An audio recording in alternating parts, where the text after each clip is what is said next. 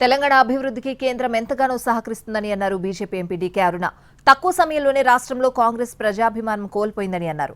BRS Congress మధ్య లోపాయికారి ఒప్పందాలున్నాయని ఆరోపించారు DK అరుణ.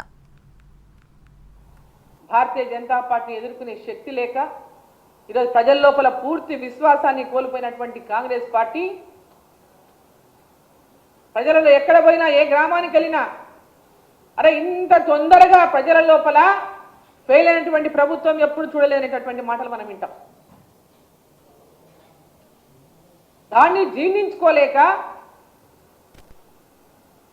Congress party తెలంగాణలో మేం ప్రత్యామ్నాయమని భావించేటటువంటి బీఆర్ఎస్ పార్టీ రెండు కూడా లోపల లోపాయికారి ఒప్పందాలతోన తెలంగాణలో భారతీయ జనతా పార్టీ పెద్ద ఎత్తున బలం పుంజుకుంటా ఉంది. గ్రామ గ్రామాన ఇంటింటికి భారతీయ జనతా పార్టీ చేరుకుంటా ఉందని జీర్ణించుకోలేనటువంటి రెండు పార్టీలు కలిసి ఆడుతున్నటువంటి నాటకాలు